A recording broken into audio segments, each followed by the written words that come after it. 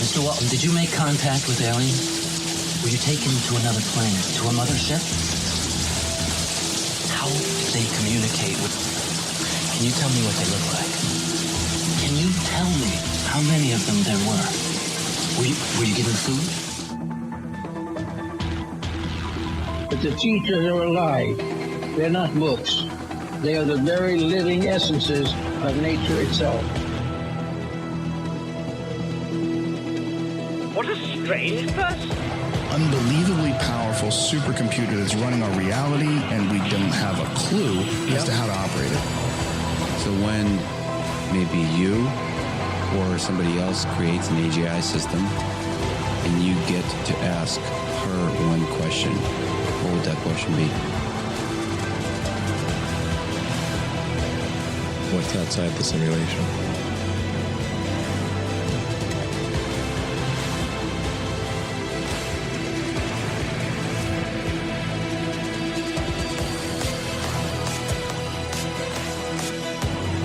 Say in your mind, say to yourself, I am more than my physical body, because I am more than physical matter.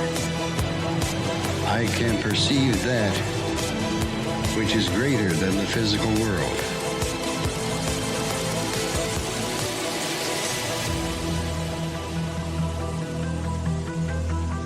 Do not know all the answers to the questions about reality. Do not claim to know the ultimate truth about life. I seek that which has been made hidden. As a part of a family and explorers of consciousness. I'm the void.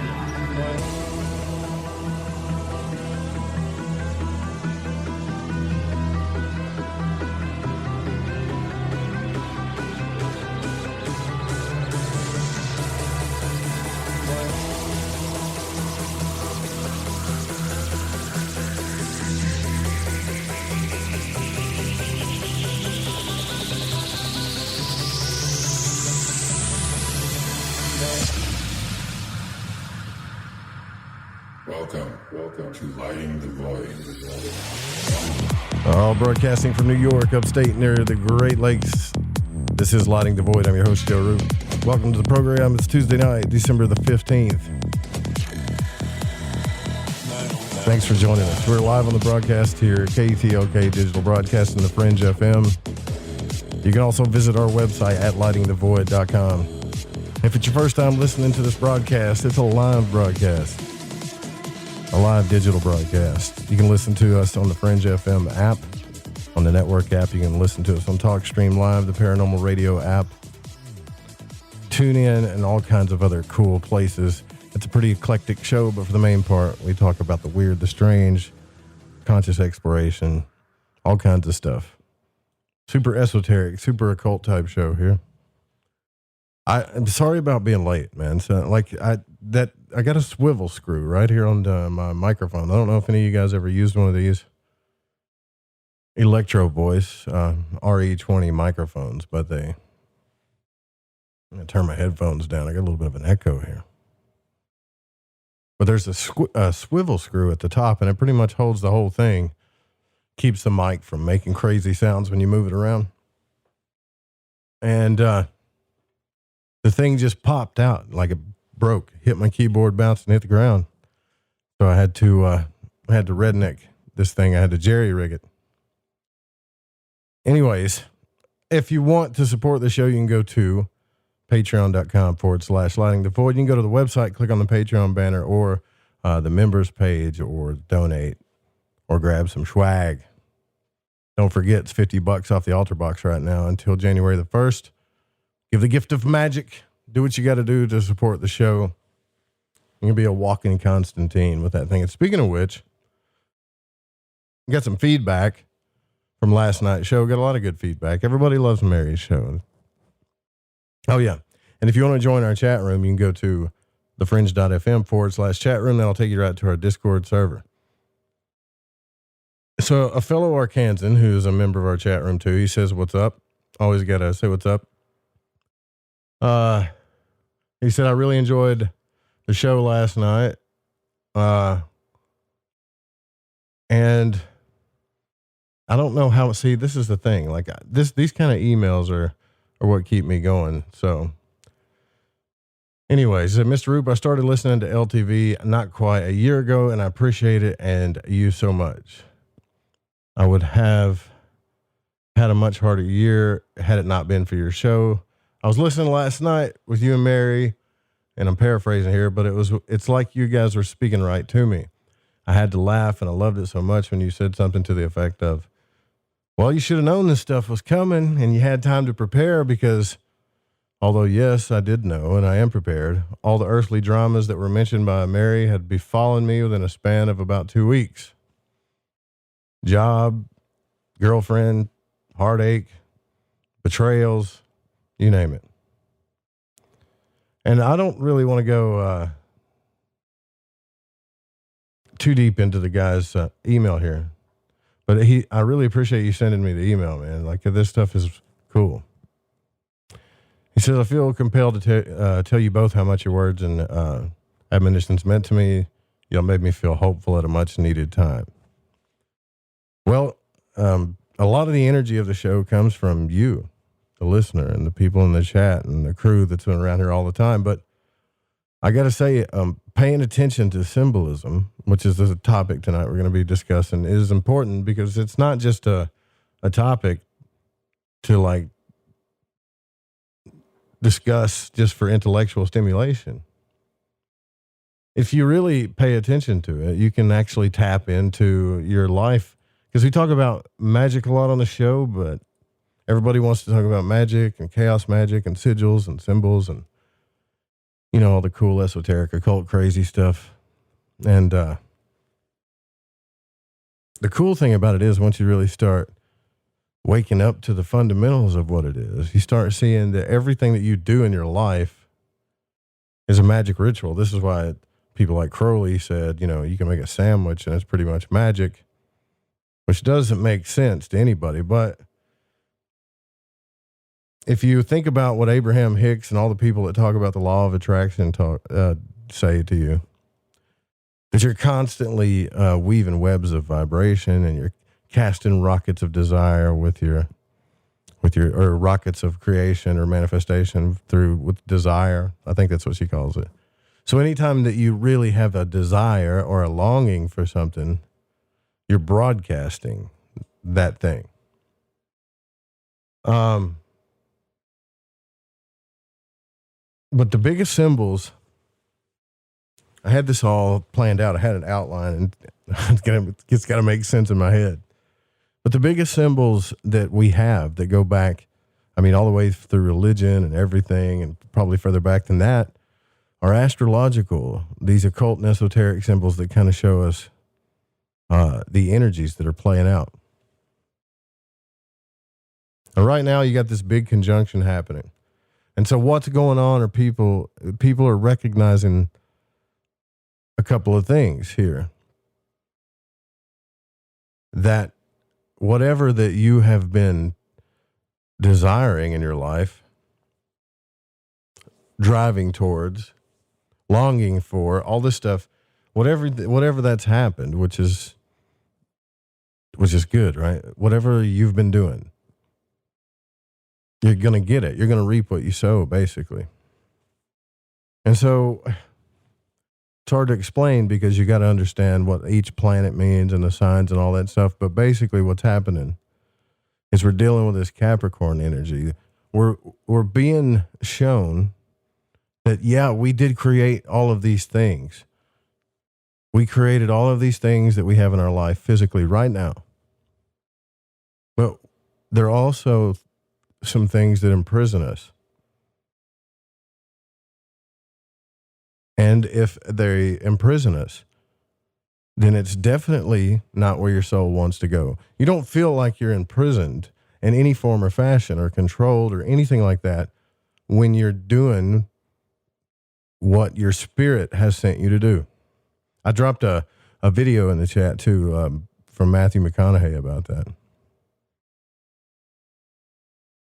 That simply by doing that we see that everything that we do in our reality, everything we talk about, everything we believe, the emotions that we put towards them,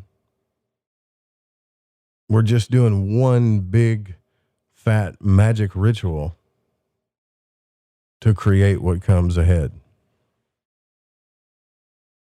You got to look back into your life, right?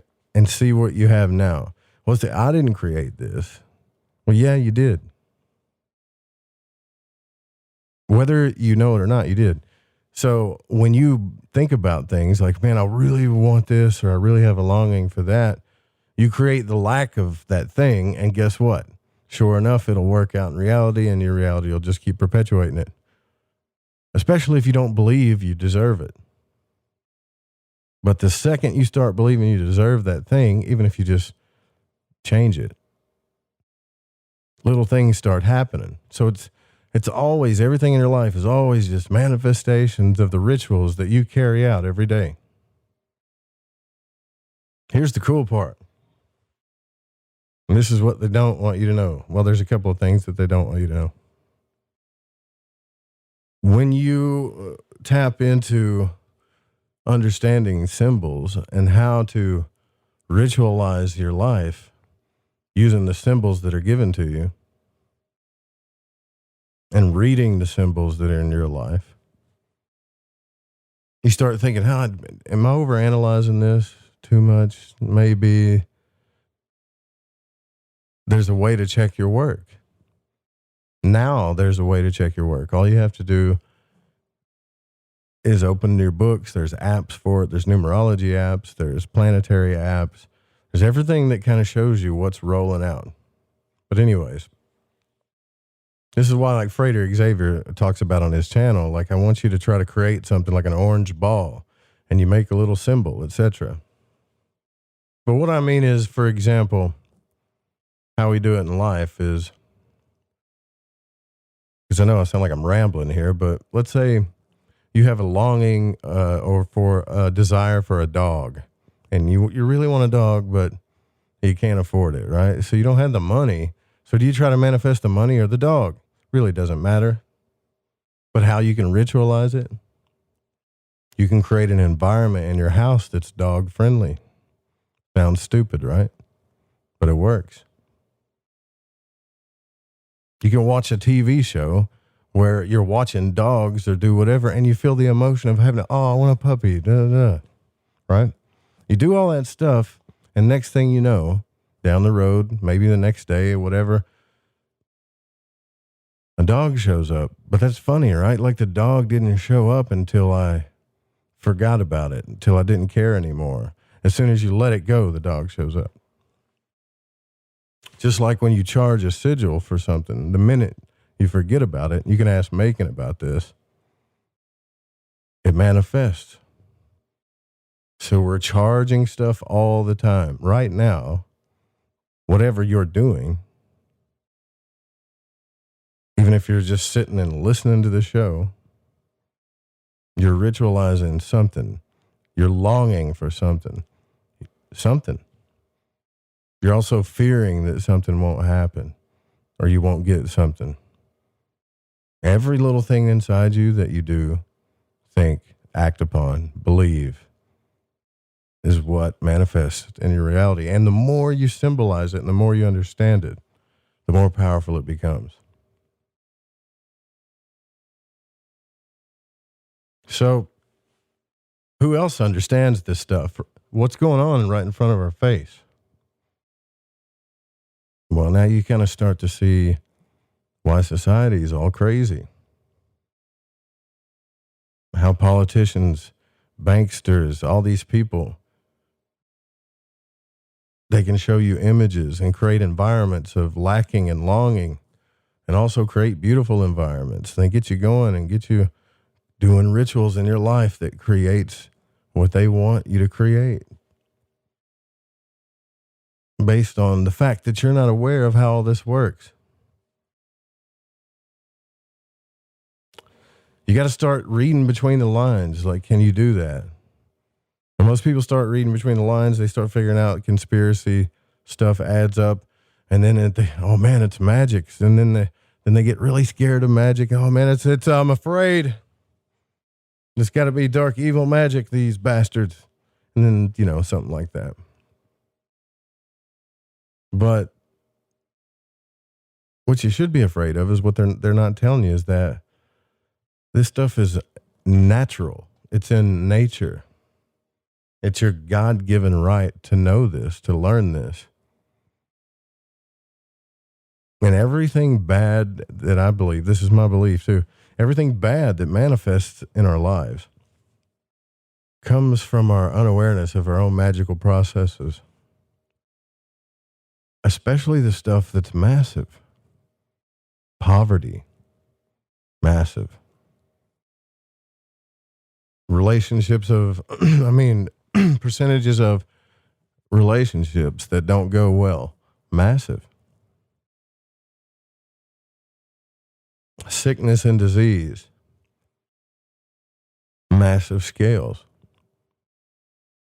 Because how you ritualize your life, what you believe, and the emotions that are behind them are perpetuating all of this. The cool thing is we could have heaven on earth, like a utopia, basically, really good, if everybody understood their own power and how to tap into the construct. And I know what people are going to say, like, oh, you know, I don't believe that. What about the Holocaust and Rwanda? Well, what happens when you got a bunch of people in a bad, negative environment, right? They start focusing on the negativity, and then it creates something else, and it creates something else. Next thing you know, you got a negative spiral. I mean, the energy gets out of control. I mean, it can go dark. It can get all the way to things like genocide and disease and etc. No, we're not capable of that. Yeah, we are. So what do you think happens if somebody's aware of this? They're aware of the powers and the frequencies that come off of us humans, especially when we all get together. What do you think happens when a plane crash happens and they broadcast it on national TV? Or they set up scenarios where everybody has to stay indoors and you ritualize everybody wearing masks and looking at it.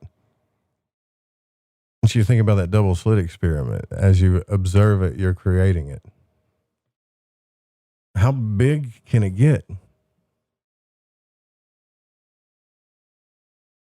And there's a little quote as the broadcast starts that you don't need books or gurus or anything like that. Everything you need to know to understand the hidden wisdom is in nature. All you have to do is look at its cycles, how it plays out in your life, what it means. Somebody knew something. Because most people think astrology is like BS, you know, for the most part. I would think, well, not nowadays. There's a lot of people, I think, that believe in it. But if you really start studying the intricacies of it, the patterns, all of the stuff that happens between aspect energies and really start picking apart your chart and get into evolutionary astrology and transits and progressives and your solar arc, you start seeing, man, I got this story playing out in my life and I get to choose which way I go. And I can tell which way my soul is leading me. It's kind of weird. It's like think about the players in the video game waking up to the program that's in the computer. Well, who's pushing the buttons? That's what it's like. I think that's what's going on. And so we're starting to see during this transit, like as all of this change happens in our life, we're seeing the manifestation of our desires, our fears, our love, the times we didn't love. And it's not something we can fix or control. It's going to happen whether you like it or not. It's just going to happen. But I'm asking you, as a void walker, to try an experiment. No matter what happens to you during this transit, during this time, I'm asking you to not put your energetic focus on the fact in any kind of way that you're a victim. that you have bad luck or something always happens to you, not everybody else, but to you, you got the worst luck with this thing. No. Because if you go back down that road again, then we didn't learn our lesson, did we?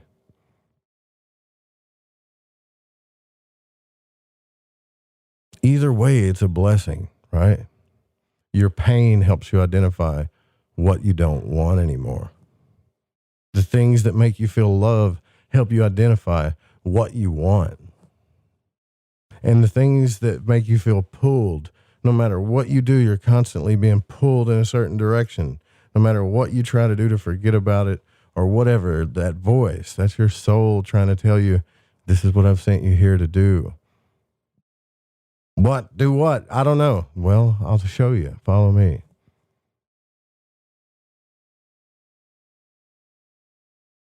That's kind of like what the Christ story thing was. I got Tiferet, the star, the sun.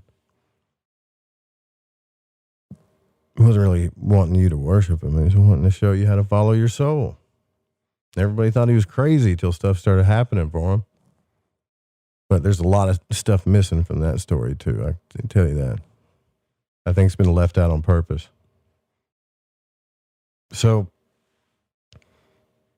right now, there's a lot of cool stuff happening. You know, we get to seeds that we've planted. We're reaping those things, if they're good or bad, whatever.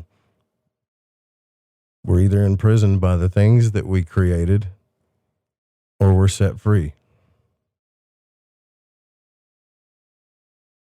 I really think the timing is damn near perfect, too, for something like COVID or a situation to perpetuate fear.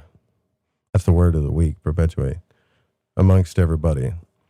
I see these people, not all of them, but some of them know, why not sprinkle a little astrological energy on it? It's the perfect time for the transits and everything to like tap into energies of imprisonment. But that's all about to change. See, what they don't know, or maybe they do, is that humans are about to start really tapping into what they're being called to do. It's going to be louder than it's been in a long time. And it's not going to make sense to some of you, but you got to trust it. I'm asking you as an experiment to trust it. And then tell me what happened. So what I plan on doing before we go into break here is kind of like to help support the show, is like tease you a little bit with how I know all this. And then I'm going to create this thing for a membership where we can go into detail and stuff.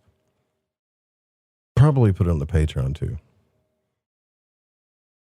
So I might do that with this one. Maybe, I don't know. But let's all do the experiment together, for sure, please. Just no matter what happens to you, don't imprison yourself by your acts, by what you believe. Try to stay optimistic. You have a choice. Stay optimistic and believe in good things. That life is happening for you, not to you. It's going to be hard. It's going to be a hard one. All right. We're going to take a break. We're going to go grab our guest, and we'll be right back.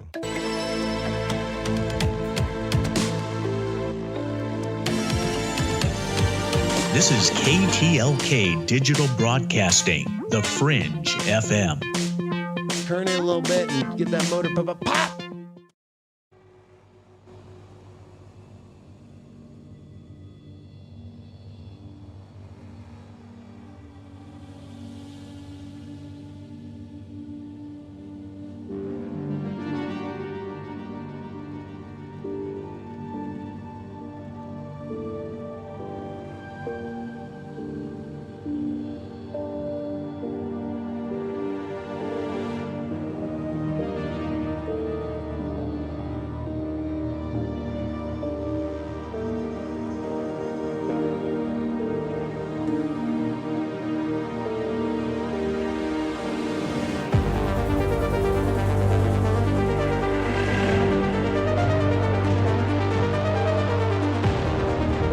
All right, welcome back to Lighting the Void. I'm your host, Joe Root.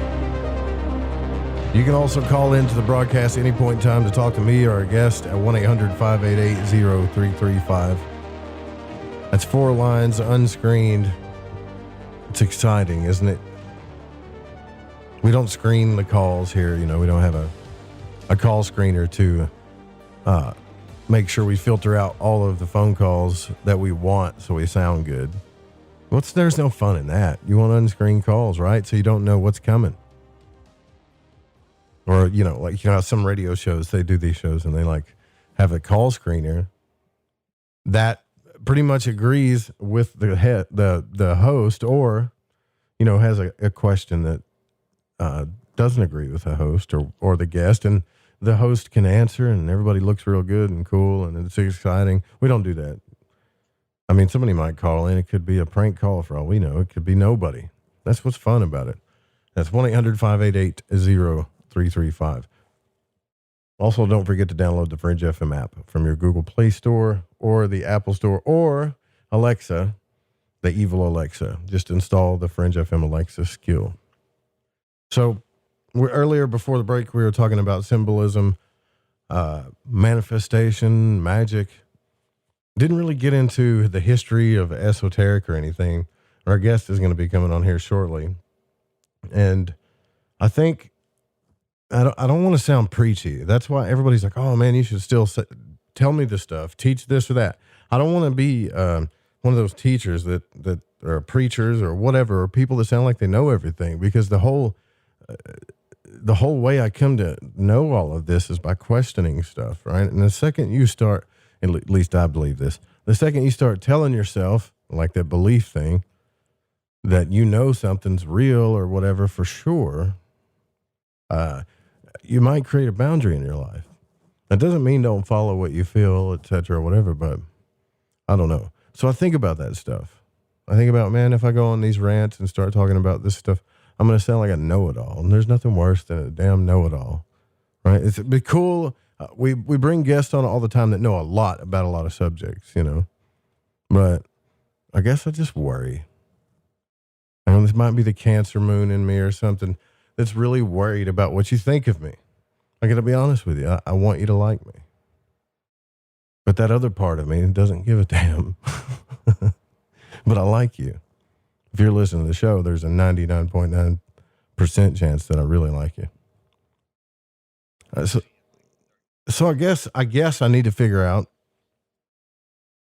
how to do this a little bit better without worrying about if you think I'm a know-it-all or something. There's got to be a way. So we might start doing stuff like that at the beginning of the show, because I have all of these epiphanies and stuff, and I have conversations with people like Night Stalker, Amandala, some of you in the chat room. A lot of the stuff that I talk about on the broadcast comes from them and the conversations that we have. You got to give credit where credit's due, right? So we are going to bring on our guest, and we're going to get into this here too. And you can also, I forgot to tell you too, you can email the show at contact@lightingthevoid.com. The Fringe FM website is going to be up shortly. It's on its way. It's just a lot we had to do to it. All right. So our guest tonight is the first time on Lighting the Void, Micah Dank. And he was born in 1983 in Oceanside, New York. From a young age, he'd wanted to be a writer. And coming from a family of writers, his father was a producer and a radio news editor at CBS News in Manhattan. And his grandfather was a producer at CBS News. And Micah was an actor in high school and became interested in writing from his 12th grade English teacher, Russell Reid. And from there, he majored in English at SUNY Albany and transferred down to, Hunter College in Manhattan, and to earn his bachelor's degree in language, literature, and criticism. And it wasn't until he moved to Boston for a new job that he became interested in all the esoteric sciences, including the astrology and astrotheology prevalent through his book series. Thanks for coming on Lighting the Void. It's good to have you, man. Hey, man. How's everything going? It's going. A little snow on the ground. It's late at night, talking about deep subjects. It's one of my favorite things to do. Right? Yes. So it's about 1 a.m. over here in New York. Yeah. Okay. Yeah, that's about where I'm at. I'm in upstate New York, so we got the same time. Oh, Now, all right. you got your books that you wrote. These are like novels, right? Are these stories that you wrote, but you put symbolism in because they look really good? You wrote Beneath the Veil, The Sacred Stone, and The Secret Weapon, and those are my first three. Gotcha. Okay. Basically, I have a six book deal with the publisher, and my third book actually literally just came out today. That's really cool. I want to write a book too, man, but I don't know how to do it. I'm going to get lazy and probably use my phone or speak to write it. I'm going to see if I can get away with that and then put it out on print. Mm-hmm. But yeah, it's not easy.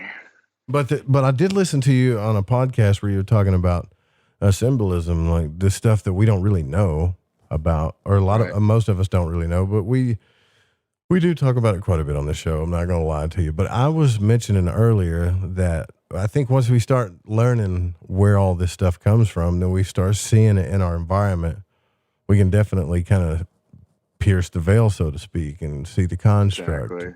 You know, how do you feel that these symbols that are around us, that we're being taught and told what they are or not, do you feel that they create our reality in any kind of way, or do you feel that it's just a conscious, subconscious thing and it's just all about what it's trying to tell your brain? So I talk a lot about astrology and astrotheology, and astrotheology, to basically sum up, is, you know, like the Greeks and the Romans, they had their planets and then they had their gods and then the stories about them, like Jupiter, for example.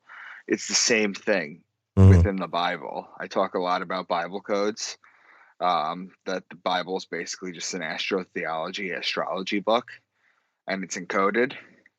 And I wanted to get into some of that with you. Absolutely. That'd be great. I think you're spot on there. Can we start with one of the biggest? What do you think about Lucifer? Everybody talks about Lucifer quite a bit. It's a scary name, right? Or the morning star. Well, how about this? What I usually do is I explain where astrotheology came from as the earliest science. And then I talk about the 12 signs, and then I can get into Lucifer for sure. Yeah, you can do that. The floor is yours. Go ahead, brother. All right, beautiful. So basically, if I were to ask you what the oldest, let's say, communication or writings on Earth were, a lot of people would say the Sumerians, right? Yeah.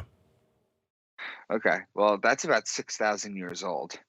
Have you heard of the Lascaux Caves in France? I have not. So the Lascaux Caves in France are basically these old cave tunnels that they've discovered.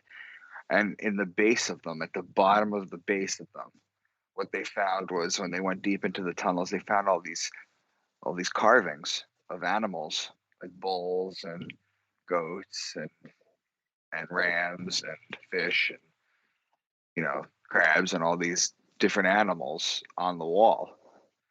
And they carbon dated it. And it came back. Now, for the people out there who are skeptical, or the conspiracies that say carbon dating doesn't work, they're half right. Carbon dating up to 50,000 years is pretty accurate. It's very accurate, actually. But going beyond 50,000 years, like we start to go into the 100,000 years or the million years, it's no longer accurate. So it's accurate up to 50,000, but the point is that you don't have to physically prove something's 50,000 years old. You just have to prove something is older than the Bible says the world is. And then once you cross that boundary, you're able to continue on. Makes sense, right? Yeah, it makes total sense. Okay. So there's things in astrotheology, for example, like how Jesus was able to heal the blind, how he walked on water, how he turned water into wine, why he had 12 disciples, why he was betrayed with a kiss by Judas, why he was dead for 3 days, why his birthday was on December 25th, just to give a couple examples. And the truth of the matter is there's an astrological explanation for all of this. But what I have to do first is I have to go through the signs with you. If that's awesome. All right with you. Absolutely, man. Let's do it. Now, I'm sure you're familiar. I heard you mention Cancer moon before. I'm a Taurus moon. Right on. I don't get into that kind of astrology, but nonetheless, it's very prevalent for what I talk about. All right. Well, tell us what you know about the signs. Okay, so the first sign that I'm going to talk about is Aquarius. Not because it's the first sign in the zodiac, because that's Aries, but because it's just easier for me to start with Aquarius for some reasons. So Aquarius is, it's the man with the water pitcher.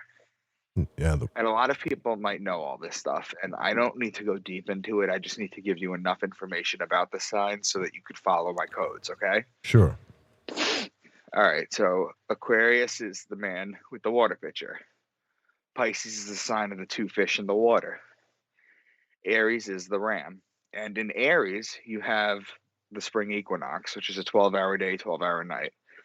It's also the Passover, or astrologically, it's the passing over of the sun over the equator and back on its way up to the height in the summer solstice. In Christianity, the passing over is changed. The Passover becomes the resurrection of God's Son, the Son of God, literally the Son. It's why the Jews smear the lamb's blood on the door, because they're the people of Aries. And it's also why the Jews blow the ram's horn. It's because they're signifying they're the people of Aries. Interesting. Okay. Now, Taurus is the bull. And the thing about the bull, you have to realize this, is that back in the day when this science came out, what happened was there was no clocks, watches, or anything. All they had was like sundials. And maybe they would just look at the stars so that they could know when winter was coming, when it was time to plow, when it was time to harvest. Okay? Right. So Taurus is the bull. So as above, so below. When you look at the sky and see Taurus, you know you have to put the plow on the bull so that you could plant the seeds so you can harvest later in the year. Right. Okay? So, and back to the Lascaux Caves real quick, because I didn't finish my thought. What they did was they brought in this astrologer and this astronomer in, and they brought in a computer because we have the technology to do this now. They carbon dated the wall at 40,000 years old, okay, which is well beyond any type of conscious understanding that we had. Yeah. Of a civilization that had knowledge. They carbon dated this thing, and that turned out to be 40,000 years. And what they did was they rewound the sky, and they printed out what they saw when they rewound it, and they placed it up against the carvings, and Taurus, the bull, was exactly where it was supposed to be. You know, Cancer, the crab, was exactly where it was supposed to be. Aries, the ram, was exactly where it was supposed to be. So 40,000 years ago, we had complete understanding of the zodiac as we know it well. Right. I was just saying that too before I brought you on. I was, talking about symbolism, and I was thinking this, well, there's one set of symbolism or a structure of symbolism that we do know that goes back through all the wisdom, and it's astrotheology or astrology, Right. So it's the oldest science, and it's for a good reason, because without it, you'd be dead. You wouldn't know when winter's coming. You wouldn't know when to plow. You'd starve to death. Right. It makes sense. So the next sign is Gemini, which is the twins. That's the story of Castor and Pollux Troy, whose sister was Helen of Troy. And then that's the story of Achilles from the Greeks. That's where that comes from. Then Cancer is the crab, and it's the sideways moving creature. So just as the sun, what the sun does is every single day, it rises a degree on its axis, starting on December 25th. It stops on June 21st. Then for 3 days, it rises to the same degree, which is moving sideways. Get it? Yeah, it stops on December 21st, you mean? Yeah, I got you. On June 21st. On June 21st. It stops. Okay. It stops for 3 days. and then it starts going down on June 25th. Oh yeah, It okay, lowers, I got what you're saying. Right. It lowers a degree, and then at December 21st, it stops again. Then it stops for 3 days, and then it rises on December 25th. This is where, in the Bible, you get the fact that Jesus was dead for 3 days. And then this is also why his birthday, or the day of his resurrection, is December 25th. Right. Yeah. So Bill Cooper told people this a long time ago, that the mystery schools were doing this, talking about, teaching this, and it's pretty interesting though. Some Christians don't like it, but I don't necessarily believe that just because what you're saying is true, and it definitely is true, that some of those stories didn't happen. But I go with the metaphors more. They feel more true to me than anything. So yeah, this is cool stuff. I feel exactly the same way as you, but what I tell people is this: if you're religious, I have friends that are religious, and I give them this information. And I'm different. I'm a little different than Bill Cooper, Jordan Maxwell, Santos Bonacci. I do it slightly different. I do my own decoding in the Bible, and what I've done is I've written 6 books thriller series where basically the codes are biblical codes from decodings that I've done, and it also talks about conspiracies and what have you.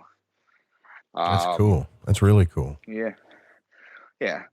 So I just want to finish going through the sure. signs Yeah, real go quick, for because it. I know you're familiar with it, but I don't know if all your listeners are.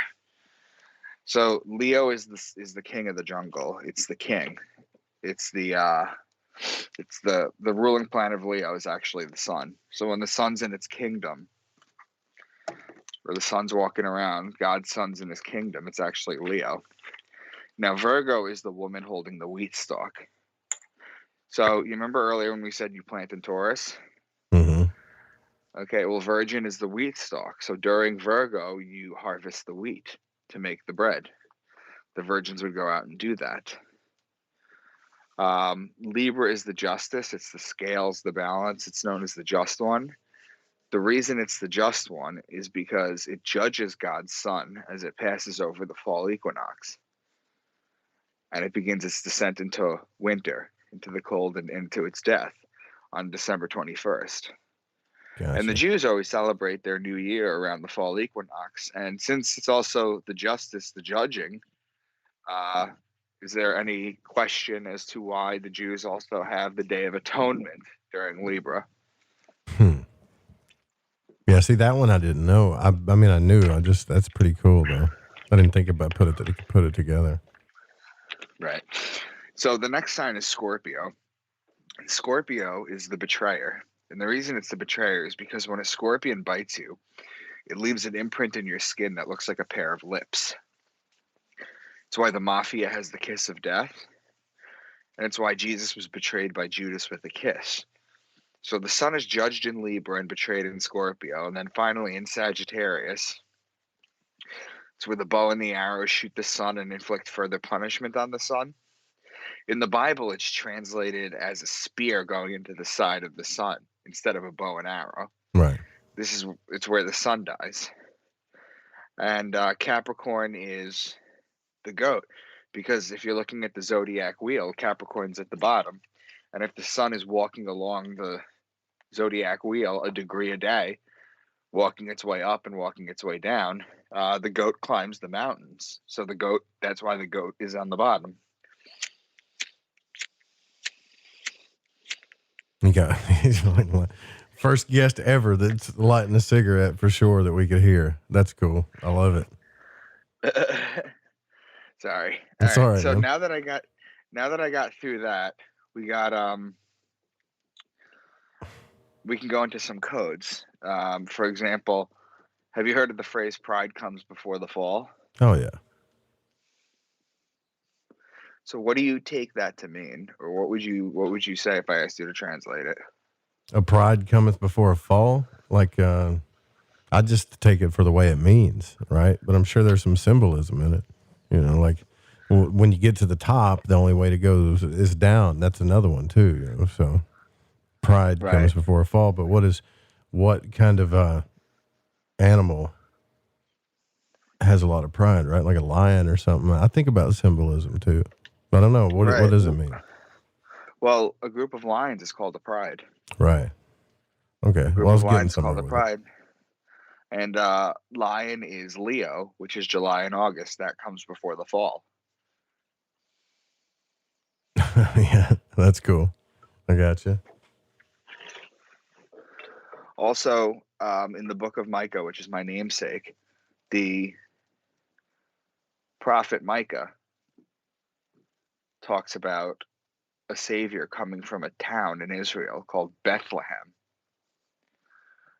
Okay, so the savior is coming from Bethlehem. Bethlehem in Hebrew is two words. It's Bet and Lechem, which means house. Bet means house. Lechem means bread. So it's house of bread. Well, the house of bread is Virgo with the wheat stalk. So the savior will come from a virgin. Interesting. Gotcha. That's really cool, man. But what's your theory? What's your theory on why it was so important? I mean, do you have any theories on why it was so important that they made stories up about it like this to cover the symbols? It's encoded to keep the information away from the masses, is what it's done. In the same way that secret societies keep the information encoded and hidden from the masses. This is just astrology that's been kept from people. Yeah. But it's out in the open. And, I just yeah. So is it so we don't learn to tap into the truth of our own? Exactly. Okay. All right. I mean, it's the oldest science. I just told you the last Scout Cave is 40,000 years. Find something that's older than 40,000 years. They may have recently found they have Göbekli Tepe, and they recently found another tepe, which was a couple hundred miles away from it, and that might be closer to 40,000 years, because Göbekli Tepe is only 12,000 years old, but this tepe is actually probably closer to 20. This would be pre-ice age, pre-flood. So is there any practical reasons that we should know this, or is it? I think it's pretty enlightening too, because I used to listen to like Manly P. Hall talk about this stuff, and yes, yeah, there's a lot of good stuff there. But once you learn it all, well, let's try this. What makes you different than, like you said, Santos Bonacci? So you're looking into the Bible to decipher the codes, but is it in a different way? Are you finding different codes or different stories? Or yes, that's what it is. That's what it is. I can go into some of them if you'd like. Yeah, that would be great. Okay, so I'm going to read to you. I'm going to do an Old Testament, and I'm going to do some New Testament, and then we'll talk about Lucifer, okay? All right. Okay, so in the Old Testament, you have Deuteronomy 32. It says, he gave them honey from the cliffs and olive oil from the rocky ground. He gave his people butter from the herd and milk from the flock. He gave them lambs and goats. They had the best rams from Bashan and the finest wheat. They drank the best wine made from the juice of red grapes, but Jeshurun became fat and kicked like a bull. So the honey is the beehive cluster in Cancer. There's a series of stars in Cancer called the beehive cluster. It's an asterism, and that's where you get the honey from. And olive oil is also in Libra. You pick the olives in Libra. You pick the grapes in Libra. So in Virgo, you have the bread. And in Libra, you have the grapes to make the wine. So you have the bread and the wine. That's Christianity right there. He gave his people butter from the herd and milk from the flock. Well, that's milk-based, and that comes from the Milky Way galaxy. And the Milky Way galaxy, the center of it, is in Sagittarius. So from the land of Cancer, the beehive cluster, to the Milky Way galaxy in Sagittarius is the land of milk and honey. Cool. That's pretty cool, yeah. And he gave them lambs and goats. The lamb is a baby ram, Aries, and goat is Capricorn. They had the best rams from Bashan, that's Aries, and the finest wheat, that's the wheat in Virgo. They drank the best wine from the juice of grapes. That's Libra. But Jeshurun became fat and kicked like a bull. That's Taurus. So just that one passage has a whole bunch of symbolism locked in it, as you can see. Yeah. So how many of these, how many codes are there that you've found? Are they all over the place? There's a bunch. I've decoded the book of Matthew line for line. I've done the book of Enoch. I've done the book of Revelation. I'm going to give you a couple of Revelation quotes. Yeah, that'd be all right.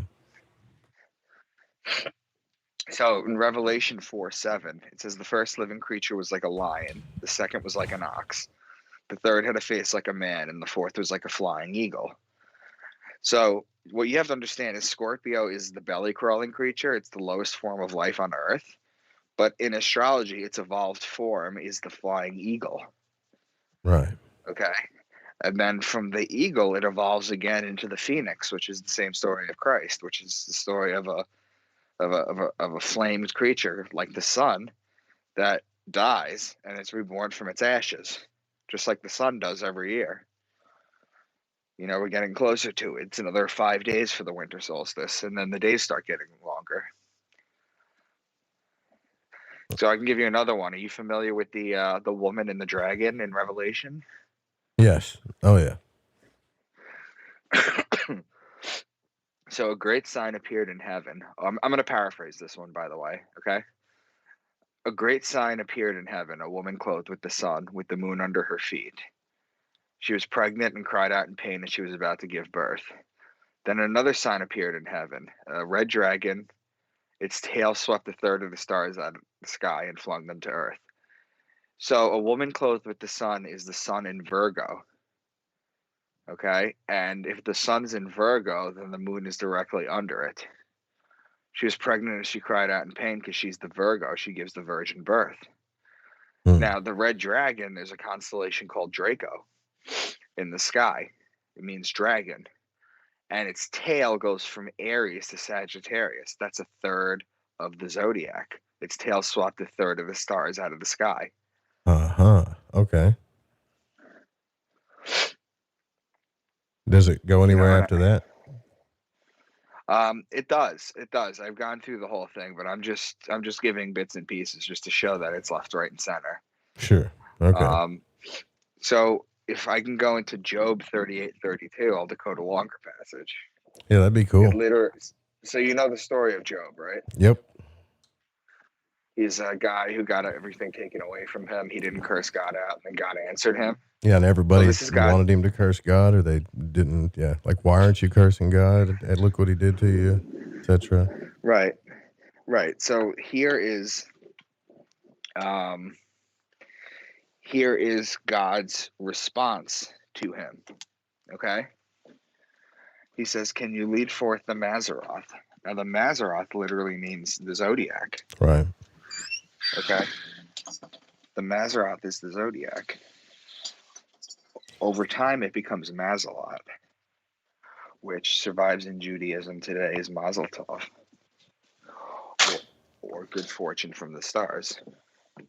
So basically, in Job, because I know it says, "Can you lead forth Mazzaroth? Can you loose the bands of Orion?" Yeah. So basically, the Bible in Job, which is actually the first book, I believe, and the Torah, right? So they're giving away right there that there's power in the sky, right? Like, there's symbolism and power in it right off the bat. But he says, "Can you bind the chains of the Pleiades? Can you loosen Orion's belt?" Mm-hmm. But then it says things like, "Can you bring forth the constellations in their seasons, or lead the bear with its cubs?" So the constellations of the zodiac above, and the bear and its cubs are Ursa Major, the Great Bear, and Ursa Minor, part of the Big Dipper. Who can tip over the water jars of heaven? That's Aquarius. Do you hunt the prey for the lioness and satisfy the hunger of the lions? That's Leo. Who provides food for the raven? That's the constellation Corvus, which means raven, and borders Virgo. Do you watch when the doe bears her fawn? That's Mariga, M-R-I-G-A, which means deer, and is located in Orion. Who let the wild donkeys go free? That's Acellus borealis, which means donkey and is located in Cancer. Will the wild ox consent to serve you? That's Taurus. The wings of the ostrich flap joyfully. That's Lambda Achille or Al Thaliman, which means two ostriches in Arabic. Do you give the horse its strength? It laughs at fear, afraid of nothing. It does not shy from the sword. The quiver rattles against its side, along with the flashing spear and lance. Sagittarius with the bow and the arrow. Notice they say flashing spear. Okay, so they actually admit that the bow and the arrow ends up meaning spear. Mm-hmm. Does the eagle soar at your command and build its nest on high? That's Aquila. It's the Latin name for eagle and is a constellation a few degrees above the celestial equator. Then it says, can you pull in Leviathan with a fish hook? That's Pisces. Now, as far as the spear goes, there's 2 murders in the Bible that surround the spear. It's a very important word. The 2 most important murders in the Bible are Jesus and Cain and Abel, the first murder. Now, Cain in Hebrew literally means spear. Okay? And with Jesus, he's killed with a spear to his left side. So that's some pretty interesting stuff right there too. Yeah. But I just read you Job, and you can see the whole thing is just talking about astrology. Yeah, so it goes around the zodiac. It's funny too because Ezekiel talks about that as well, right? Like the 4 face, or the man talks about the 4 cardinal points in the zodiac too in Ezekiel. It talks about it everywhere. I don't know, Manly P. Hall talked about that too. He said, if you really study the Bible and esotericism, you'll see that the Bible is an astrology book, and also he said it's a chemistry book too. So there's no that book it gets deeper and deeper, the symbolism in there. It does. And as far as the first living, Revelation 4:7, the first living creature was a lion. That's Leo. The second was like an ox. That's Taurus. The third had a face like a man. That's Aquarius. The fourth was like a flying eagle. That's Scorpio. Yeah. Those are the 4 fixed signs of the Bible. Yeah, 4 fixed. Yeah. That's interesting, right? So, yeah. So there's a big puzzle in the Bible too. I think it just gets deeper and deeper. A lot of people stop and say, well, look, I decoded this, and they stop. But I admire people like you that you just keep looking, because there's more to it.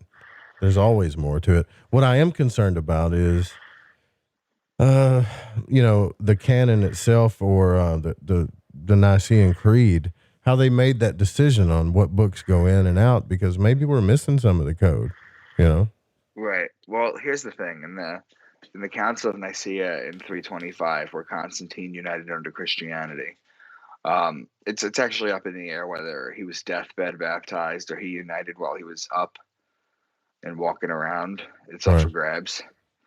But he had a nephew named Julian the Apostate who tried to bring them back to sun worship after Christianity was united. In fact, original Christians were known as Helio-Gnostics, which Helio means sun and Gnostic means the knowers of the sun. Interesting. That is interesting. It's interesting too, because if you go back another 225 years prior to that, you go to 100 AD. And during this time period, they had something called the Senate at Jamnia, or the Council at Jamnia. And the Catholic Church denies that this took place, but you could literally look it up in the Encyclopedia Britannica, and it's right there. What basically happened was, at this time, they didn't have a canonized Old Testament, meaning the Old Testament books were not put in order. So they were reading them out of order. So they had to basically order them. And then the interesting thing is about 30 years prior to that, they had what's called the Book of Mark come out, which is the oldest of the 4 Gospels. So at this council, they actually physically decided whether or not to create a new religion with it, or whether or not to toss it all together.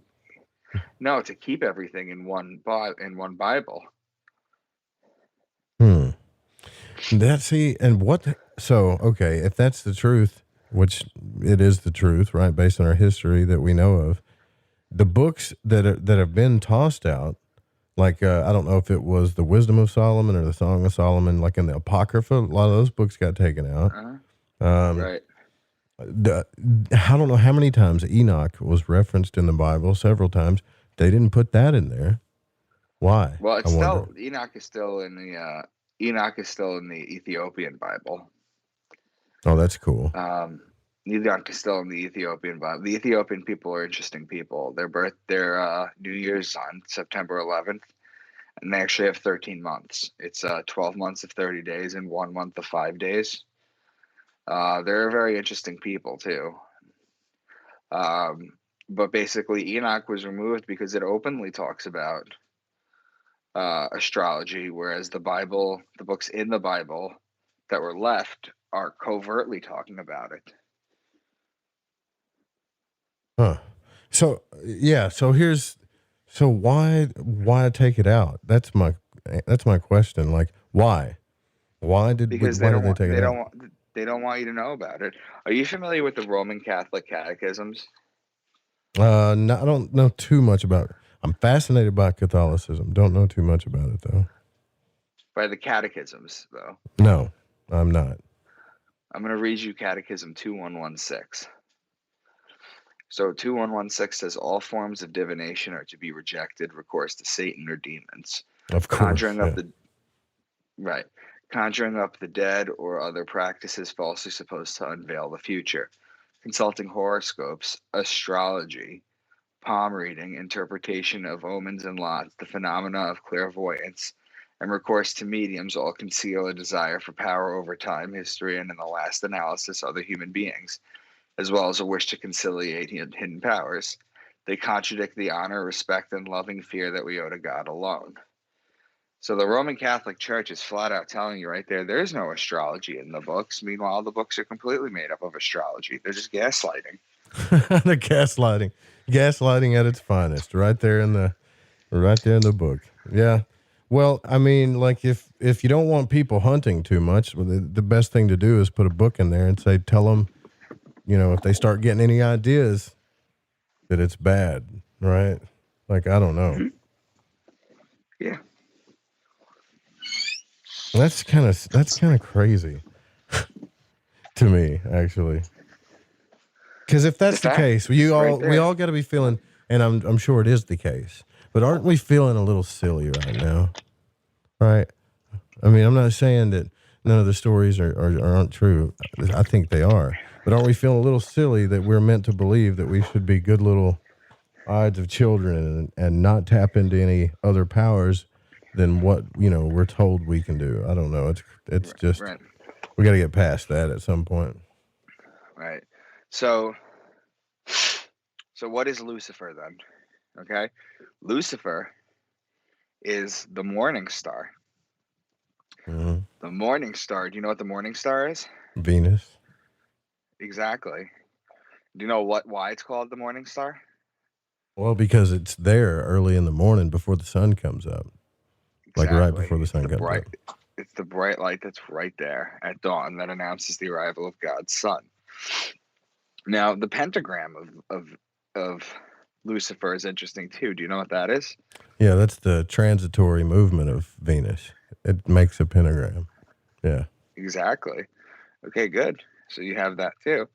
So it's interesting too because Jesus calls himself the morning star in Revelation 22:16. He says, I, Jesus, have sent my angel to give you this testimony for the churches. I am the root and the offspring of David and the bright morning star.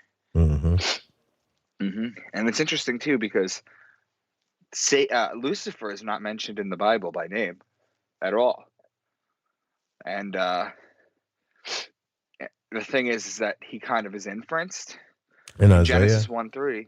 What about Isaiah? Well, yes, but in which passage in Isaiah? I forget the passage, but I know it's in Isaiah, and he says, "Oh, how thou art fallen," or something. Yeah, but I think that's the only one I can think of, though. Well, what about in Genesis 1:3, where God says, "Let there be light"?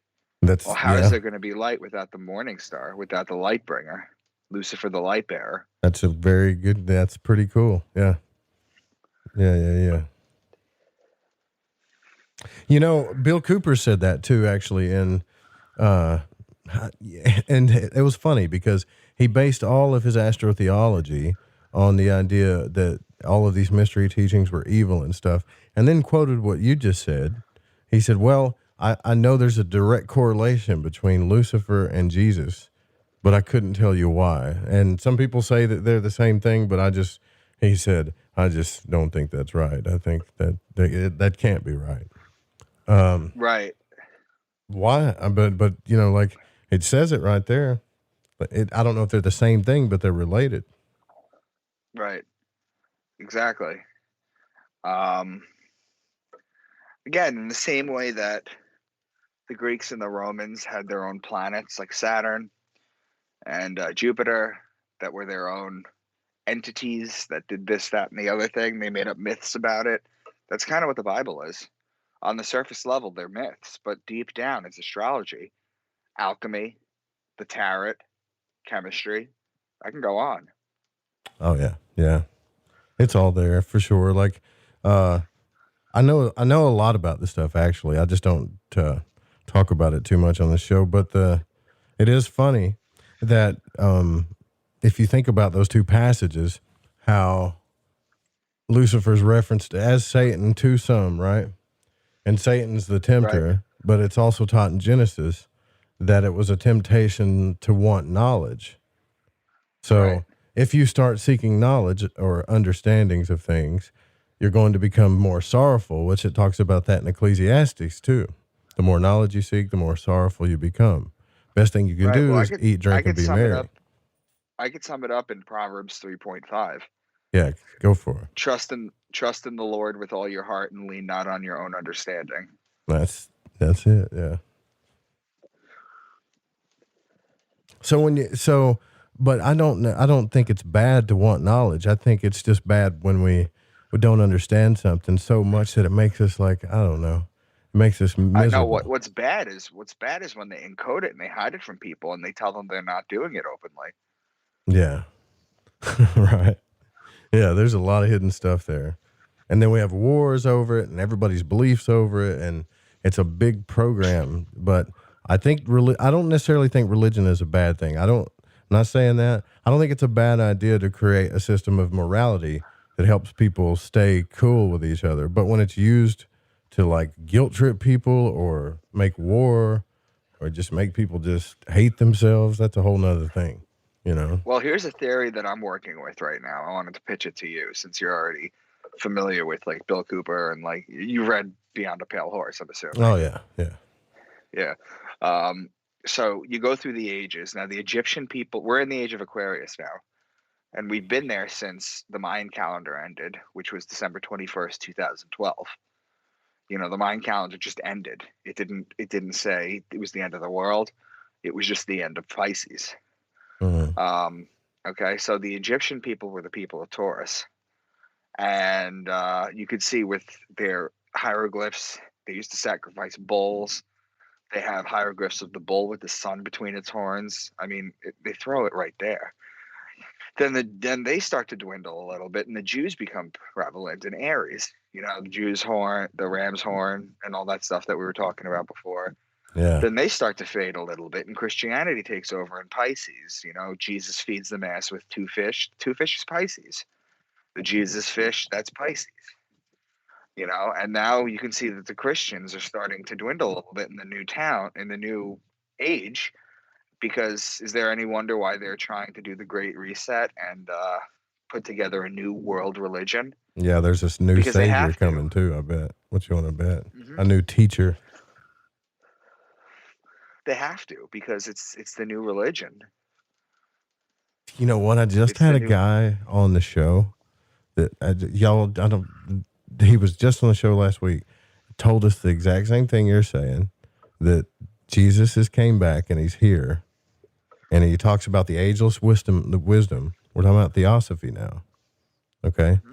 And Blavatsky. Yep. And that they're going to start teaching that as the new religion. Now, here's the thing. This is starting to make sense, man, because I just asked this question to Amendola the other day, like, why do we have this? Like, why does the New World Order have theosophy symbols all over their buildings? Mm-hmm. That's the new religion that's fixing to be taught. Theosophy? I think so. I mean, the books are already out, right? The Ageless Wisdom's already out, but it's. I think that's what they're going to be basing it off of. I don't know. I don't think that's it. I'm just thinking that might be it because I just had a weird epiphany when you were telling me all that. Right, I hear you. I mean, it's totally possible. But what I think the new religion's going to be is merging with technology. Like technocracy? Yeah. Yeah. Could be. Probably. Might have something to do with it. So what are your views on the beast? I'm sorry, what are my views on what? The beast, 666. What do you think that is? So 666 is basically, it's the sign of man, which is 6 carbon, 6 protein. 6 carbon, 6 proton, 6 electron. We're all carbon based. That's what 666 is. Yeah, there's some crazy numerology in the Bible too. Like it comes, if you add all of it up, you got 18. 8 plus 1 is 9. And you got the 243 fish, 9. 144. 144,000 fish. Yeah, 100. Yeah, that's right. Sorry. And then the 153 fish. The 153 fish is interesting too because Jesus tells his disciples that they can't catch anything because their net is in the water, which is an Aquarius, which is water. And they can't catch anything. And he tells them throw the net to the other side. Well, the other side is Pisces with the fish. So their fish net is bursting with 153 fish. They say 153. Yes, that comes out to 9 too. Yep. But the 153 is interesting too because that's the denominator of the Vesica Pisces. Mm-hmm. See, yeah. So the whole program is in the Bible. I'm sure they probably have the program to reality in the Bible. Just got to put it all together. Mm-hmm. Alchemy. I remember talking to a guy that was a Rosicrucian, and he was telling me, real alchemy isn't the physical puffer alchemy, which that's definitely part of it. It isn't Jungian alchemy, that's part of it, or spiritual alchemy. He said it's energetic mutation is basically what the Christ story is all about, where you become a star-like being, and the codes are hidden in plain sight. Mm-hmm. I believe it. And I think the codes is probably in that book. Yeah. I talk about the Rosicrucians in my 3rd book. Oh, do you? They end up fighting the Knights Templar over a device. Yeah. That's really cool. So did you write, then obviously, but I'm going to ask anyways, did you write this book based on your theory of what's going on and made it a fiction book? Yes, that's exactly what I did. It's actually, I made it a 6-book series. Huh. I got to read that then. I got to see what that's all about. That's why you're teasing it the way you're teasing it, right? So people will grab it, huh? Okay. That's cool. I'm with it. All right, so look, we got to take a break because we already skipped one. We'll be right back. More Lighting the Void coming up. Stuck in the Arizona desert. I'm a void walker, and I got the shoes to prove it. So what do I do when my soul yearns to delve deep into the realm of the unknown? I aim my satellite straight into the night sky and catch a smooth ride on the KTLK-DB radio waves. I tune into Lighting the Void with Joe Root on the Fringe FM. Joe, Lighting the Void is the best show on the planet. This is Barney, your friend from Facebook. Thank you and all the crew for all you do. Namaste, my friend. This is Macon from the foothills of North Carolina, and I am a void walker. G'day, void walkers. This is Lily from down under Australia. The world may be small, the enigma is greater. So let your curiosity take you for a journey with Joe Root. Hey, this is Fee, coming in from Central Maryland, and I am a void walker. This is Kevin Doherty, a beginner void walker. I'm from Vancouver, BC. I know a little about a lot, and as Leonard Skinner said, I guess the rest. I learned a lot from Mr. Root and his show, and heard it from the beginning. I knew right then he was going to be a new art pal. Thanks for all your shows, and keep it up. Hey, this is Derek from Mass, a.k.a. the Night Stalker, and I'm a Void Walker. This is Mark from Chicago, and I walk the void to ascertain what is consciousness. My name is Jared Johnson, and I'm from Humboldt County, California. I do not know all the answers to the questions about reality. I do not claim to know the ultimate truth about life. I seek that which has been made hidden as a part of a family of explorers of consciousness. I'm a Void Walker. Thanks, Joe Root. This is Barbara Charlton from Metaphorical Archaeology. If you've ever had a traumatic paranormal experience, the effects of it may stay with you for years. Who do you talk to? You can't go to conventional help. What we do is we use emotional freedom techniques or tapping to actually neutralize the effects of that event. Maybe when you tell the story now, your heart races and your palms get sweaty. You don't even want to think about it because you don't know how to neutralize that. That's what EFT tapping does. It neutralizes those emotions. The circuit that was recorded on is gone. The energy flows freely and you're free of it. And that's what emotional freedom is all about. We offer this as a pro bono service, but this is something that I offer because no one, it seems, is helping people with these experiences. If you'd like to reach me, it's really easy. My cell phone is 214-995-3754. Please leave a message. I will get back to you as quickly as possible. Or you can email me, barb.eft@gmail.com. And EFT stands for Emotional Freedom Techniques. Reach out to me. It's confidential. This works. You won't believe the results. Have you heard of heavy metals? Yeah! I'm not talking about the heavy metals in the junkyard. I'm talking about the heavy metals that build up in your body. Heavy metals in your body can make you feel sluggish, fatigued, and just plain off. Why not try Life Change Tea at GetTheTea.com? Cleansing your body and making you feel great. Cleansing the inside of your body of intruders that sneak their way into you and set up an intruder camp. Life Change Tea helps remove unwanted intruder camps. Brew it, steep it, and drink in the results. Tastes great, so you can create a new health habit. Our tea loves to help people. It just needs the chance. So order yours today by logging on to GetTheTea.com. That's GetTheTea.com. Our Life Change Super Strength Tea is waiting. This could be a beautiful relationship. Take charge of your health. Order at GetTheTea.com. That's GetTheTea.com. The Fringe FM isn't just a radio station. We also provide services for all your audio production needs. If you're interested in live radio or pre-recorded podcasts, we're here to help. We even do audio enhancements and voiceovers if needed. If you want to do a podcast or live radio show and even want the option to syndicate on terrestrial radio, from simple audio file enhancement to live production and call screening, we have you covered. We have worked with some of the best professionals in the business in order to provide coaching instruction for content creation, show structure, and more. Contact The Fringe Digital Media for more at info@thefringe.fm. That's info@thefringe.fm. Or call 501-777-5631 for a consultation.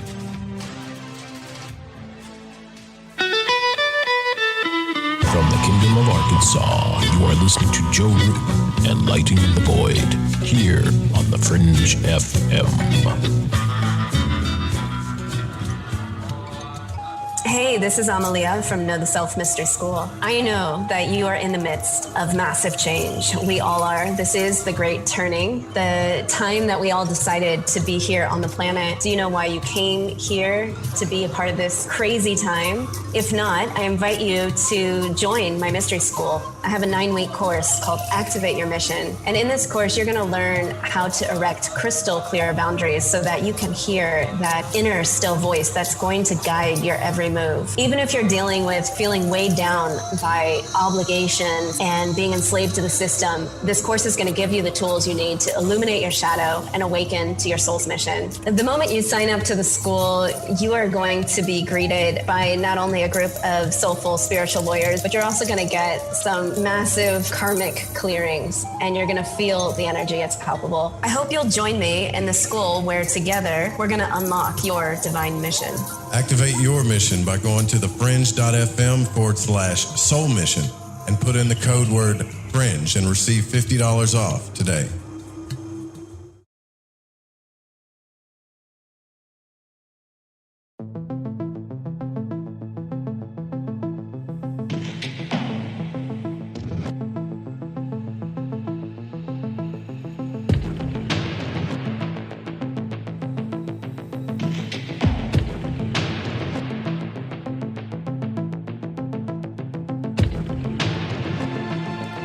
All right, welcome back to Lighting the Void. Our guest, Micah Dank, author with us. Pretty interesting stuff. Picking apart codes here. If you want to call in, it's 1-800-588-0335. It's toll free from United States or Canada. It's unscreened calls, 1-800-588-0335. You got any questions for our guest tonight about any of this symbolism, about astrotheology, what it all means, what it could mean, anything to add, give us a call. I think this stuff is pretty interesting. And what you said earlier, that through the ages, that there could be another age coming, and it could be this age of technology.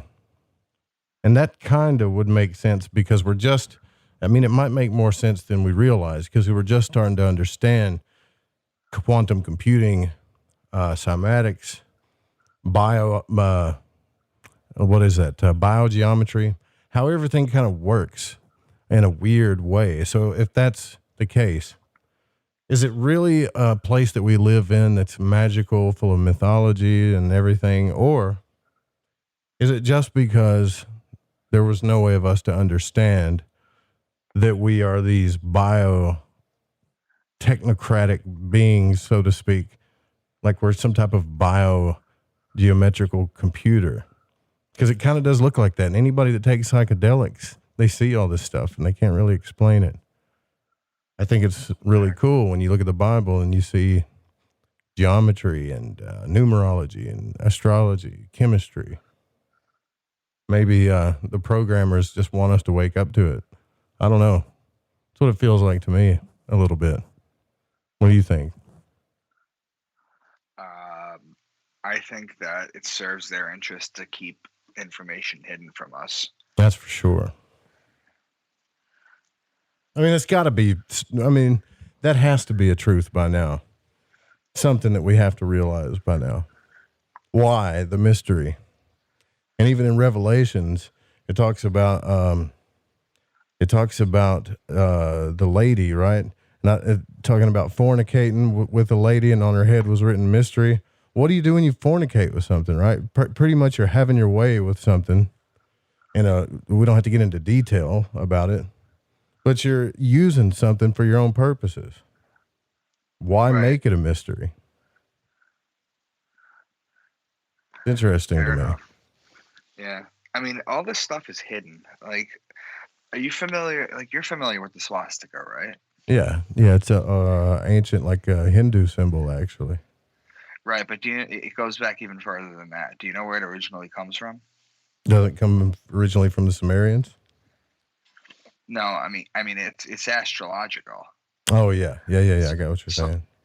So basically, what happens is on the solstices and the equinox, those 4 days, if you take a picture of the Big Dipper of how it looks in the sky and you put it together, you get the swastika. Yeah, right. Yeah, that's cool. Yeah. And as far as when you're talking about hallucinogens and everything, in Genesis 32:30, it says, "So Jacob called the place Peniel, Peniel, saying, It's because I saw God face to face." Peniel over time becomes pineal. Yeah, and if you look that up, I really did look that word up, and I tried to, because I have the interlinear Bible, I tried to decipher all of this stuff down to as far as I could go. And pineal, the only thing I could find about that, other than the gland, was that it was like relates to pine cone or the cone shape thing, you know. Well, that's why it's called pineal. That's why it's called pineal, because it looks like a pine cone. Mm-hmm. That's why the Pope's staff has a pine cone on it. That's why there's 2 pine cones in the Church of the Pine Cone at the Vatican. That's surrounded by 2 phoenixes. Go figure. Yeah. It's all symbolism. We've had Daniel Joseph on the broadcast, who was a student of the mystery school teacher Daskalos, who talked about the Essenes and this society, or this researchers of truth, so to speak, these people that kept the truth in the Bible somehow. I'm not sure if that's correct or not, but the Essenes go all the way back to Egypt, and that symbolism you're talking about is all over Egyptian symbolism too.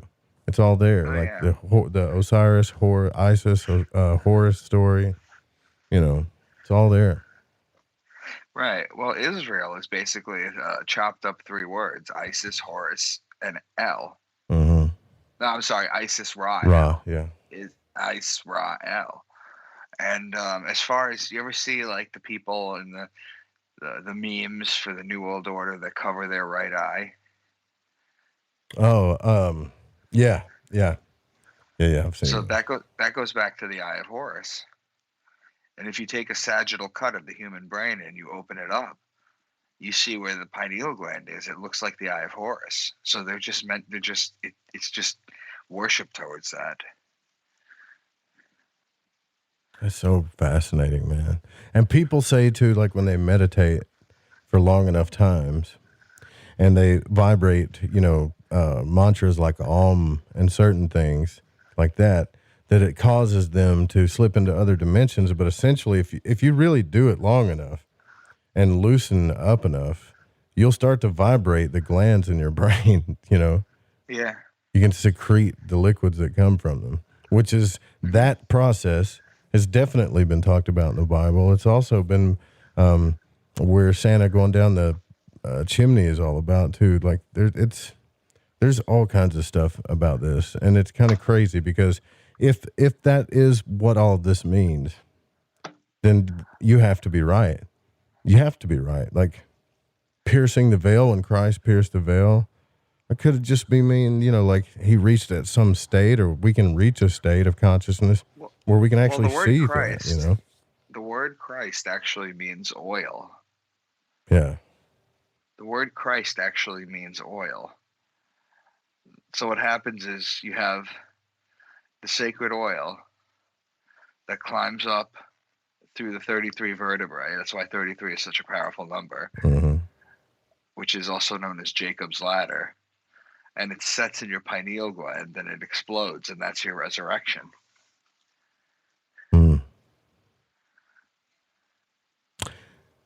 Wouldn't that be a trip, right? If this whole thing was just talking about a DMT trip, and all the people that are out there smoking it are like, well, I just figured out what the whole Bible's about. That would kind of suck. Yeah. Yeah. I mean, it's interesting too, because you're familiar with the Hermetic principles? Yeah, I'm a Hermeticist myself. I'm just kind of laying back, though. Yeah. Do you know what's the 3rd Hermetic principle? The law. Are you talking about the principles that come from the tablet, or are you talking about the ones that were written from the book that wasn't really from the tablet?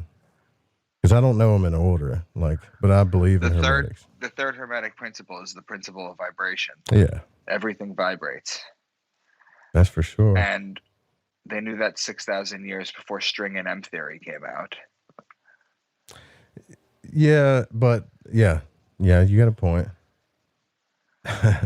But that I can't think of the name of the book right now because I'm on the spot. But that book wasn't written like so there's people out there, and I want to really make this clear. There's people out there that are saying that the Emerald Tablets of Thoth is the same thing as the Emerald Tablet, and it's not. Right? It's not. No, it's not. So the 7 Hermetic principles are just basically translations from that, but they made principles out of it. It didn't. I've heard people say, well, that came from the tablet. They made it a long, long time ago. No, someone made it based on that stuff, So have you ever heard of the Quantum Hermetica, the book? The Quantum Hermetica? Yeah. No, I've never read that. You should look that up. It talks about the 7 principles and how it applies to modern day life. Oh, it's unbelievable. Yeah. I think hermetics is the actual fundamental of the fundamentals of everything. But I grew up a Christian too, and it's like people ask me, what's the 5th 10 commandment? I don't know, but I could probably recite them, maybe not in order, Right. I hear you.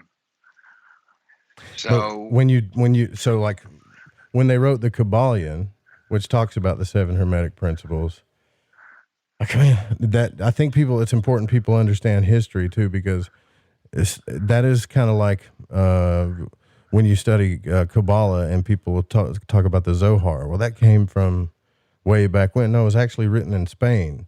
And so like the Kabbalion is the same kind of thing where the Hermeticists studied it until someone actually said, well, let's make some principles, and wrote it down. And I kind of think that's the same thing that happened with the 10 Commandments. But the 7 Hermetic principles the 10 Commandments, the interesting thing about the 10 Commandments is they come from the Egyptian Book of the Dead. It's called the 12 Negative Confessions. It's actually the Egyptian Book of the Dead, chapter 125. That's where the 10 Commandments are literally lifted from. I believe that. Everything came from there. That's what I was getting at a minute ago when I was talking about Daskalos, because he says the same thing. He said pretty much all the Christian teachings, Judaism, everything came from Egypt, even the Kabbalistic tree, except it was a little bit different. Right. Becoming the tree of life and tree of death, right?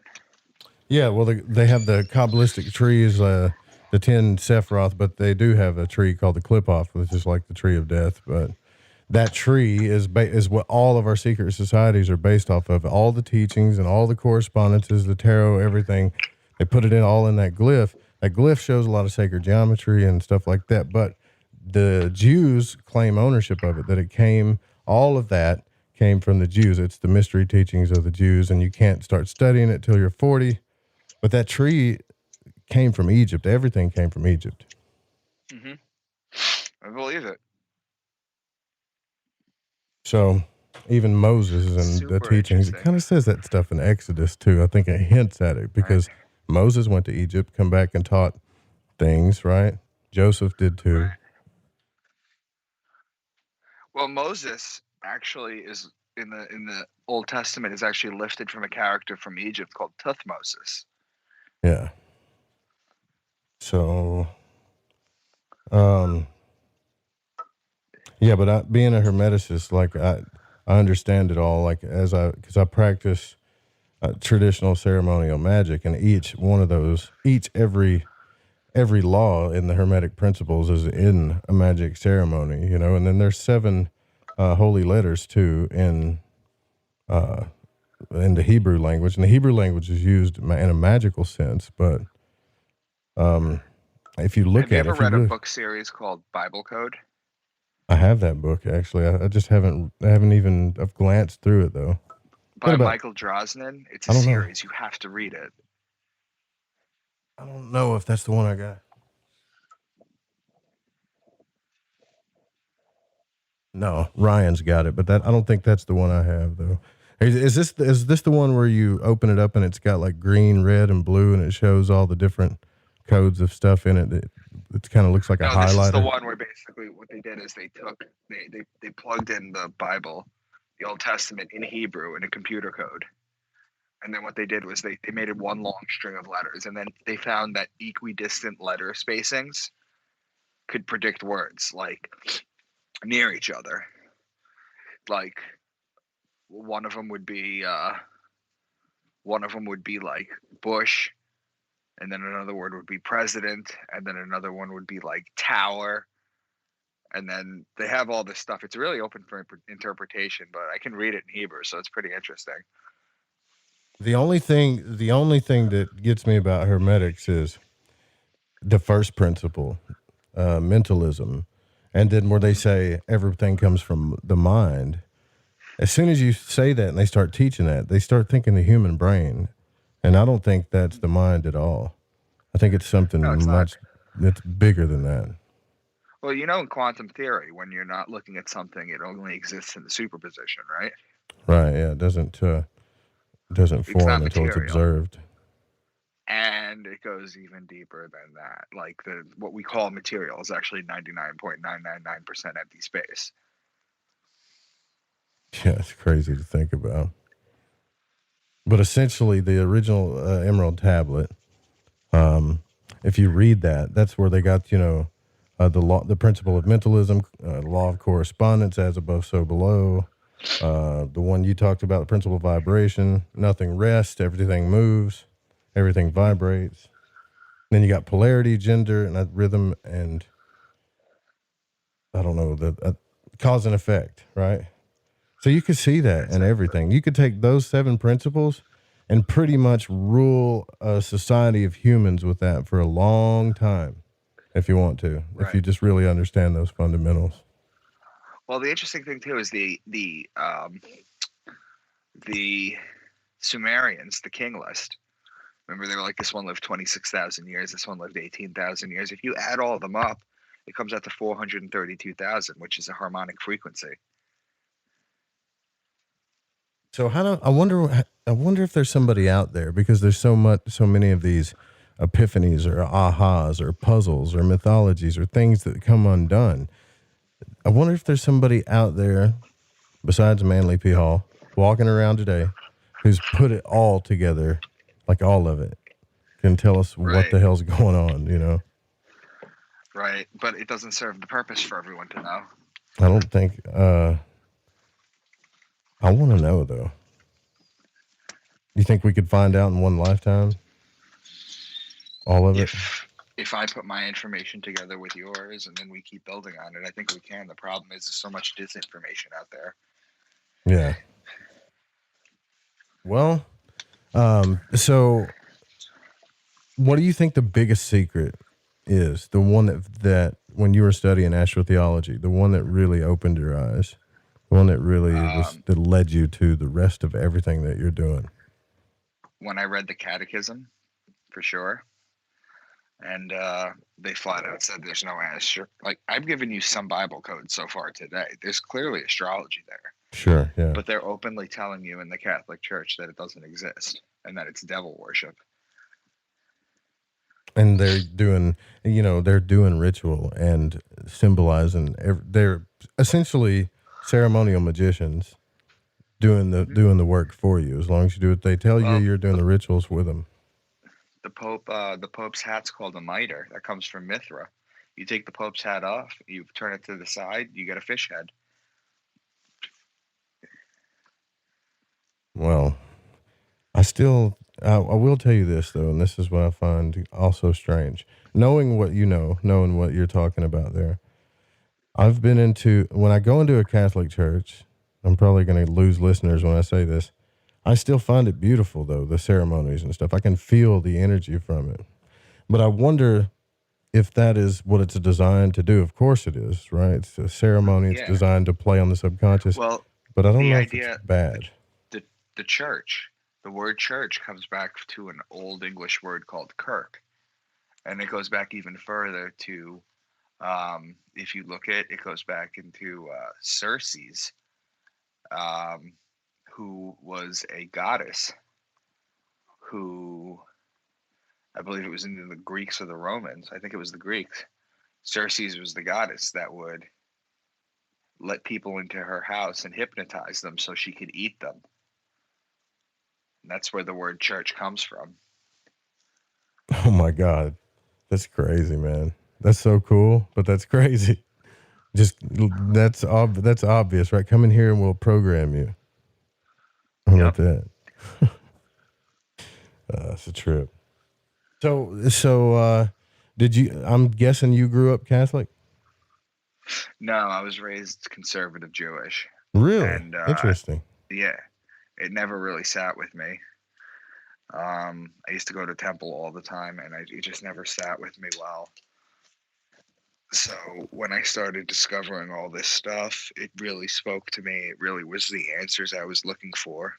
Mm-hmm. So I'm just trying to share it with everyone. I have my book series out on Amazon, Into the Rabbit Hole. The first 3 books are out. You know, I'm on Twitter. I'm on Facebook at Micah Dank. You could friend me or follow. Reach out to me. We can talk, you know, pick up the books. The books go into it much more detail because it's not just astrological and astrotheological that I talk about. It's they're conspiracies that have been hidden from the human public that I talk about and expose too. Well, that probably makes anybody want to buy them. That's cool. And you have them on Kindle too, right? Can you get them on the Kindle reader? I do, yes. That's even better. All right. Yeah, this is. I'm really into this stuff, like big time. But like I said, it's entertaining, man. It is entertaining. I just I'm not good at. It's why I don't really get too big into it on the broadcast, because I'm not good at I'm not good at recalling things, even though I understand them and I've studied them. It's like my hard drive, or how about this? Like the RAM isn't working sometimes. Sometimes people will ask me like, "What's the first book of the Bible?" And I don't know why, but my brain sticks on the radio. It's Genesis, right? But if I go outside and start talking to everybody, I can say any of this stuff. So I got to figure that out, like what locks me up there. But I really believe that everybody should study the 7 Hermetic principles. Like if I had a religion, that's what I would be. If there was, I don't even think it's a religion, but that's what I would call myself, as a Hermeticist. Right. Because it's the only thing that I know to be true, based off of my life and nature and behavior. I'm telling you, look at the book Quantum Hermetica. Quantum Hermetica. That's an interesting name. Do you have any other suggestions for study for people? I would just say get my books, because what I went into today is just a sliver of it. And I would just say get my books, because the books are only like 250, 260 pages each. And the font is a little bit bigger than normal, so you can actually read it. And there's pictures in it too. So they're quick reads. They're very deep, very, very deep, but they're quick reads. Cool. And you can read them as stories, or you can read them and find the information and look up what I talk about. It's just very interesting stuff. The books have been doing well so far on their own. So we'll grab your books. I'm going to grab the Quantum Hermetica too, actually. And thanks for coming on the broadcast, man. It's good to have you on here. I appreciate it, man. Thank you. You're welcome. We'll have you back. Next time we'll have some more questions lined up for you. Sounds good. All right. Thanks for coming on. Interesting guy, y'all. That's the stuff that got me started doing what I'm doing. Actually, before I got into astral travel or anything, just thinking about those things, right? And if you can also look up, if you want to, you can look up Micah Dank. Just go to Amazon, look up Micah Dank too. You can just search it. That's how I found his books there. So the big question is, like, are we willing to read between the lines? You know? How has truth to us been hidden in plain sight? I think our guest kind of revealed that tonight, that it's right there in plain sight. If we're willing to use our brains, that's the biggest thing, right? Not if we got a question or something looks like it's corresponding to us and we have an aha moment, we should study it. Help us look in between those lines. And is the biggest question that I believe the answer yes would be to, is symbolism the language of consciousness? Is it programming us or empowering us? And are you programming your life? Or are you letting it program you? And once you become aware of this stuff, then you can really take your life power back, just like what we were talking about earlier. We're going to get out of here tonight. I want to thank our guests for coming on, and also thank you guys for coming out. We'll be back tomorrow night, same time, same channel. You guys have a good night.